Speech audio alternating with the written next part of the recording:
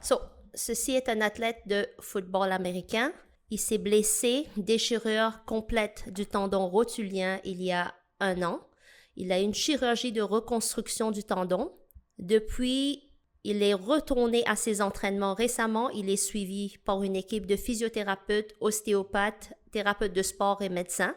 À date, la réhabilitation, les tissus se sont bien réparés, mais l'activation du muscle n'est pas adéquate. Aussi, dans sa blessure, ce qui arrive, comme on peut voir sur l'image, le genou gauche, il reste encore un œdème. Donc, œdème résiduel qui n'a pas été résorbé, qui ne cause aucune douleur au genou.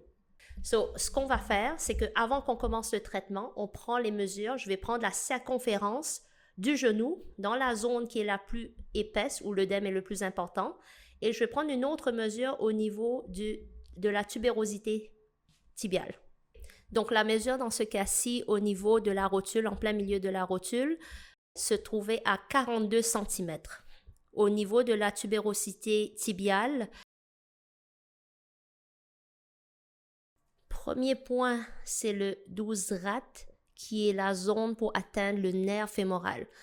Donc, j'ai pris le pouls fémoral et latéral à l'artère fémorale se trouve le nerf. Là, en ce moment, je fais un test, mais je n'ai pas eu la bonne contraction. Je devrais voir la contracture du quads, mais j'ai la contracture des adducteurs. Les adducteurs sont innervés par le nerf obturateur. Donc, ce n'était pas le bon. On va continuer à chercher. Donc, je cherche juste à côté. Je cherche toujours le nerf fémoral. Le nerf fémoral, si je l'active, je devrais voir une contraction des quads.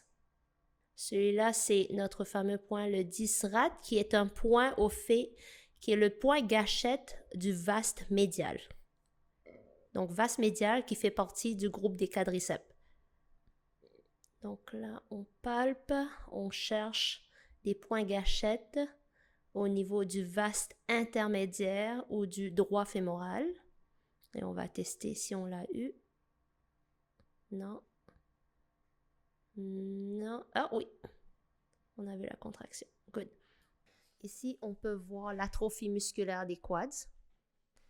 Là, je vais chercher un point gâchette du vaste latéral. Le patient est en train de dire que ça pique et ça fait mal. Le point est sensible. À cause que le point est sensible, on va l'enlever. On va essayer de trouver un angle qui est plus sensible, qui est moins sensible pour la personne. Donc, je l'enlève. Le patient dit que c'est encore sensible. On va trouver un point plus confortable, car certains nerfs sont des nerfs sensoriels qui sont plus sensibles et certains troncs nerveux sont des nerfs moteurs, moins sensibles, mais on sent la pulsation. Dans son cas, je veux avoir les nerfs moteurs et non les points sensoriels. Donc, je cherche un autre point d'entrée qui sera moins sensible.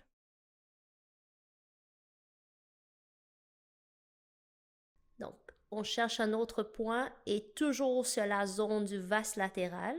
Ça, c'est dans les environs du 32 estomac. 32 estomac équivaut au point gâchette du vaste latéral. OK, maintenant pour connecter quand même mes points des adducteurs, je prends un point gâchette au niveau des adducteurs que je vais connecter avec le nerf obturateur. Okay. Donc maintenant, je vais chercher le point qu'on appelle Röding, c'est un point hors méridien, mais Röding, je le prends en latéral pour croiser le nerf qui sort du nerf fémoral, une branche du nerf fémoral qui devient le nerf articulaire. Donc, je vais faire ce qu'on appelle une technique hamac.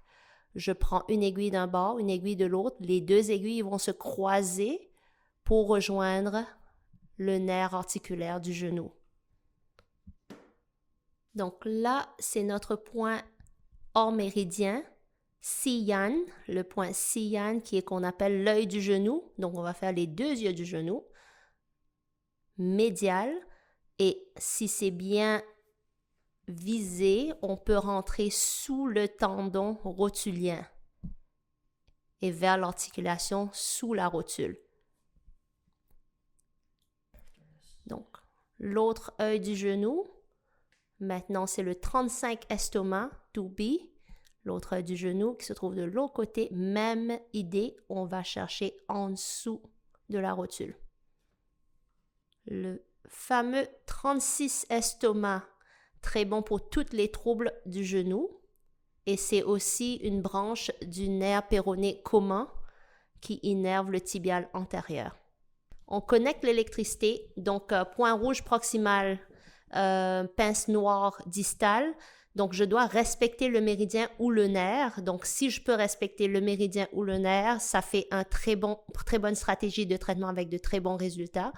Donc, le point moteur du nerf obturateur, l'obturateur qui innerve l'adducteur, est connecté avec un point gâchette de l'adducteur. Le nerf fémoral connecté avec un point gâchette des quads, on peut choisir n'importe lequel, et vas latéral, 2 points du vas latéral connectés ensemble, 2 points du vas intermédiaire ou du droit fémoral connectés ensemble, et les points Hudding d'en haut, nerf articulaire, connectés avec les autres branches du nerf articulaire du genou, donc Tubi et Siyan. La fréquence que j'utilise, c'est une fréquence de 2. Fréquence de 2, c'est pour stimuler au niveau des nerfs moteurs. Quand c'est des nerfs sensitifs, pour faire un reset des nerfs sensitifs, les nerfs sensitifs répondent à une fréquence de 100 Hz et plus, et les nerfs moteurs répondent à une fréquence de 2 Hz. Entre 2 et 4 Hz. OK, donc pour finir le travail, vu qu'il y a une atrophie musculaire, au niveau du derme, le derme est vraiment collé à son fémur au niveau proche du genou, proximal au genou. Donc, ce qui fait que j'utilise les ventouses pour créer un décollement du fascia et de la peau pour créer une meilleure circulation. Parce que je vais préparer, c'est en préparation du massage qui s'en vient pour le flush du genou pour aider à désenfler l'œdème qui se trouve au niveau du patella, de la patella. Donc, après les ventouses, maintenant, manuellement, je fais ce qu'on appelle un leg flush, qui est très connu chez des athlètes qui travaillent beaucoup les jambes. Donc, ceci aide à améliorer la circulation et dans son cas, ce que je veux faire, c'est diminuer l'œdème du genou. On va reprendre les mesures du genou, la circonférence, pour pouvoir faire un comparatif de avant et après. Les mesures avant le traitement au niveau de la circonférence du genou, c'était à 42 cm au niveau la plus large et à 38 cm au niveau de la tubérosité tibiale. Après le traitement, le genou était à 41,6 cm et au niveau de la tubérosité tibiale, c'était à 37,6 cm. Donc, on a perdu 4 mm de diamètre.